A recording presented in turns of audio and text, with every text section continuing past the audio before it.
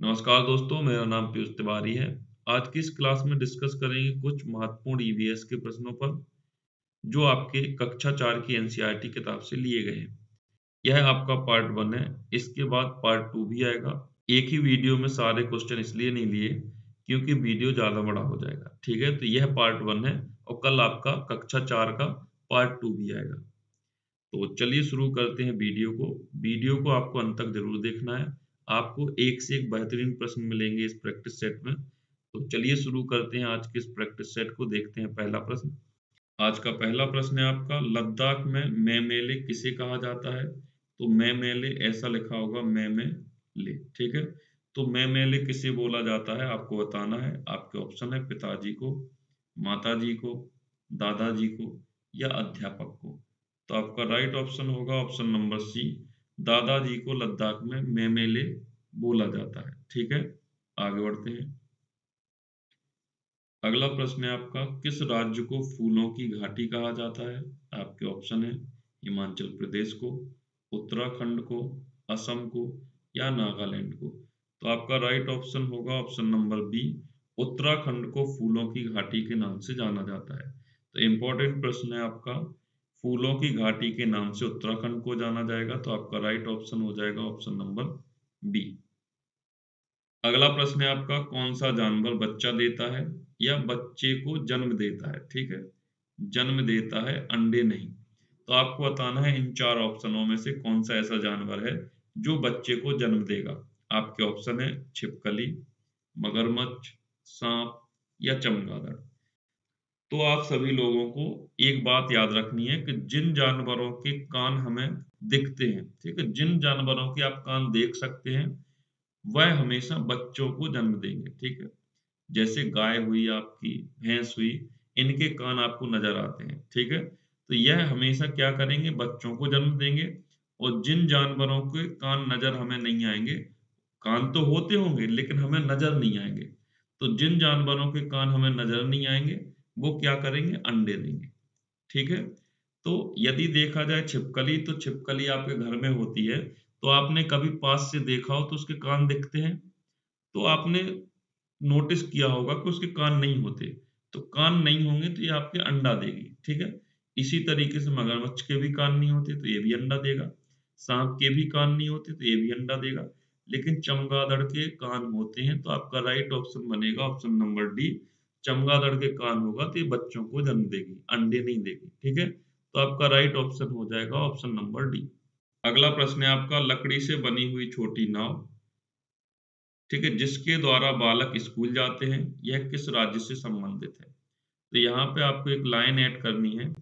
जिस नाव को हम क्या कहेंगे, जिसे हम बल्लम कहते हैं, बल्लम, ठीक है?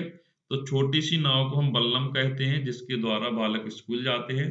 तो यह बल्लम किस राज्य से संबंधित है, आपको बस इतना बताना है, ठीक है?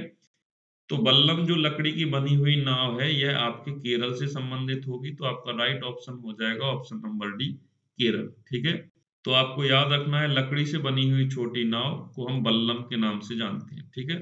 और बल्लम का नाम आपको दिखे तो आपको याद रखना है केरल, ठीक है? आगे बढ़ते हैं। अगला प्रश्न है आपका, मधुबनी पेंटिंग किस राज्य से संबंधित है? तो आपको बताना है पंजाब से, आंध्र प्रदेश से, बिहार से या तेलंगाना से। तो मधुबनी पेंटिंग जो है आपके बिहार से संबंधित है और बिहार के मधुबन से संबंधित है। तो आपका राइट ऑप्शन होगा option number C, Madhubani painting Bihar से संबंधित है। आगे बढ़ते हैं। अगला प्रश्न है आपका, हाथी के समूह का नेतृत्व कौन करता है? आपके ऑप्शन है नर हाथी, मादा हाथी, कोई नहीं या हाथी के बच्चे, ठीक है? तो आपको राइट ऑप्शन चुनना है। इन चारों में से सही ऑप्शन आपका क्या होगा, जल्दी से जवाब दीजिए। यदि बात की जाए हाथियों की, तो एक वयस्क हाथी को दिन में 100 किलो से ऊपर खाने की आवश्यकता होती है। खाने का मतलब है आपका घास, पेड़, पत्तियां, फल, जो भी उनको खाने को मिलेगा, उसे 100 किलो से ऊपर ही चाहिए, ठीक है? तो लगभग 100 किलो से ऊपर खाना खाता है एक वयस्क हाथी, और इनका पूरा दिन खाना खोजने और खाने में निकल जाता है। तो आराम करने की बात यदि आए तो यह 2 से 4 घंटे ही आराम करते हैं, ठीक है? आराम का मतलब सोते हैं। तो हाथी सोता कितना है आपसे यदि पूछा जाए, तो आपको याद रखना है 2 से 4 घंटे। और खाने की बात की जाए तो हाथी एक दिन में 100 किलो से ऊपर खाना खाता है। ठीक है। हाथी झुंडों में रहना पसंद करते हैं और झुंड की अगुवाई करती है उस झुंड की सबसे बुजुर्ग हथनी। ठीक है। तो आपका राइट ऑप्शन होगा ऑप्शन नंबर बी। मादा हाथी किसी भी झुंड का नेतृत्व करती है और वो मादा हाथी कैसी होगी? ग्रुप में सबसे उम्र दराज होगी या सबसे बुजुर्ग होगी। ठीक है। तो वह उस ग्रुप का क्या करेगी? नेतृत्व करेगी, अगुवाई करेगी। तो आपका राइट ऑप्शन हो जाएगा ऑप्शन नंबर बी। और यदि बात की जाए हाथियों के समूह की तो एक समूह में 10 से 12 हथनियां और बच्चे होते हैं। ठीक है। बच्चे। और इनमें जो बच्चे होंगे, जो हाथी बच्चे होंगे, वह अपने झुंड के साथ केवल 14 से 15 साल रहते हैं और 15 साल बाद वे अपने झुंड को छोड़कर नया झुंड बना लेते हैं। ठीक है। या नए झुंड में शामिल हो जाते हैं। तो आपको बस इतनी चीजें याद रखना है कि हाथी एक दिन में 100 किलो खाना खाता है, 2 से 4 घंटा सोता है और एक समूह में 10 से 12 हथनियां और उनके बच्चे होंगे। उन बच्चों में से जो हाथी होंगे वो अपने झुंड के साथ केवल 14 से 15 साल रहते हैं। उसके बाद वह नए झुंडों में शामिल हो जाते हैं और अपना नया झुंड बना लेते हैं। ठीक है। तो आपका राइट ऑप्शन होगा ऑप्शन नंबर बी। आगे बढ़ते हैं। अगला प्रश्न है आपका, खेजड़ी का पेड़ किस राज्य से संबंधित है? आपके ऑप्शन है गुजरात से, राजस्थान से, आंध्र प्रदेश से या मध्य प्रदेश से। तो आपका राइट ऑप्शन होगा ऑप्शन नंबर बी, राजस्थान से खेजड़ी के पेड़ का संबंध है। और यदि इसी सवाल में आपसे पूछ लिया जाए कि बिश्नोई समाज जो है वह किस राज्य से संबंधित है, तो आपको यह भी याद रखना है कि राजस्थान से ही संबंधित है आपकी बिश्नोई समाज। ठीक है। और बिश्नोई समाज किस गांव से संबंधित है, यदि आपसे ये भी पूछा जाए तो आपको रखना है खेजड़ली गांव याद। ठीक है। खेजड़ली गांव। तो खेजड़ली गांव में रहने वाले व्यक्तियों को बिश्नोई कहा जाता है और बिश्नोई लोग जो हैं अपने पेड़ और पशुओं की रक्षा करते हैं। आपको यदि याद होगा कि सलमान खान पे जो केस लगाया गया था चिंकारा शिकार के मामले में, तो वह बिश्नोई समाज के द्वारा ही लगाया गया था। अगला प्रश्न है आपका, आरटीई 2009 के अंतर्गत किस उम्र के बालकों के लिए निशुल्क एवं अनिवार्य शिक्षा की बात की गई है? आपके ऑप्शन है 6 से 14 वर्ष के बच्चों के लिए, 2 से 14 वर्ष के बच्चों के लिए, 2 से 5 वर्ष के बच्चों के लिए या 7 से 16 वर्ष के बच्चों के लिए। तो आरटीई 2009 के अंतर्गत 6 से 14 वर्ष के बालकों के लिए निशुल्क एवं अनिवार्य शिक्षा की बात की गई है। तो आपका राइट ऑप्शन होगा ऑप्शन नंबर ए। आगे बढ़ते हैं। अगला प्रश्न है आपका, मधुमक्खी पालन का सबसे उचित समय कौन सा है? आपके ऑप्शन है जनवरी से फरवरी के बीच, अक्टूबर से दिसंबर के बीच, जून से अगस्त के बीच या फरवरी से अप्रैल के बीच। तो आपका राइट ऑप्शन होगा ऑप्शन नंबर बी, अक्टूबर से दिसंबर के बीच में मधुमक्खी पालन का सबसे आदर्श समय होता है, क्योंकि इस समय मधुमक्खी अपने अंडों को देती है। ठीक है। तो राइट ऑप्शन होगा ऑप्शन नंबर बी। यदि बात की जाए मधुमक्खी पालन को क्या कहते हैं, तो आपको याद रखना है एपीकल्चर। ठीक है। एपीकल्चर के नाम से जाना जाता है मधुमक्खी पालन को। तो आपका राइट ऑप्शन है ऑप्शन नंबर बी। आगे बढ़ते हैं। अगला प्रश्न है आपका, कोंकणी भाषा किस राज्य से संबंधित है? आपके ऑप्शन है केरल से है, तमिलनाडु से है, महाराष्ट्र से है या कर्नाटक से है। बात की जाए कर्नाटक की तो कर्नाटक की भाषा है आपकी कन्नड़। महाराष्ट्र की भाषा को देखा जाए तो महाराष्ट्र की भाषा होगी मराठी। तमिलनाडु की तमिल। और केरल की जो होगी आपकी मलयालम होगी। ठीक है। मलयालम होगी। सही ऑप्शन है नहीं, तो आपको ऑप्शन नंबर ई मानना है और इसमें लिखना है गोवा। तो आपका राइट ऑप्शन होगा ऑप्शन नंबर ई। कोंकणी भाषा गोवा से संबंधित है। ठीक है। तो आपका राइट ऑप्शन है ऑप्शन नंबर ई। आगे बढ़ते हैं। अगला प्रश्न है आपका, सुहानी अपने दोस्तों को बताती है वह अपनी अम्मू माँ के साथ रहती है। ठीक है। तो अम्मू माँ, अपनी और अम्मू माँ के बीच में गैप है थोड़ा सा। तो बताओ अम्मू माँ किसे बोला जाता है? तो आपको बताना है अम्मू माँ किसे बोला जाता है। आपके ऑप्शन है माँ की बड़ी बहन को, माँ की माँ को या माँ को या पापा को। किनको बोला जाता है वो आपको बताना है। जल्दी से आंसर कीजिए इस प्रश्न का। तो आपका राइट ऑप्शन होगा ऑप्शन नंबर बी, माँ की माँ को अम्मुमा बोला जाता है। और यदि बात की जाए माँ की बड़ी बहन की तो इन्हें बलियम्मा बोला जाता है, बलियम्मा बोला जाता है। ठीक है, तो बलियम्मा बोला जाएगा माँ की बड़ी बहन को, और अम्मुमा बोला जाता है आपकी माँ की माँ यानी नानी को। ठीक है, तो आपका राइट ऑप्शन होगा ऑप्शन नंबर बी। आगे बढ़ते हैं। अबू धाबी की मुद्रा है, आपके ऑप्शन है रियाल है, दिरहम है, दिनार है या टका है। तो आपका राइट ऑप्शन होगा, यदि बात की जाए रियाल की तो रियाल आपकी सऊदी अरब की मुद्रा है, सऊदी अरब की मुद्रा है। दिरहम की बात की जाए तो यह आपकी अबू धाबी की मुद्रा होगी। तो राइट ऑप्शन है आपका ऑप्शन नंबर बी। यदि बात की जाए दिनार की तो दिनार होगी आपकी कुवैत की मुद्रा, और टका की बात की जाए तो यह बांग्लादेश की मुद्रा होगी। ठीक है, बांग्लादेश की मुद्रा आपकी टका होगी।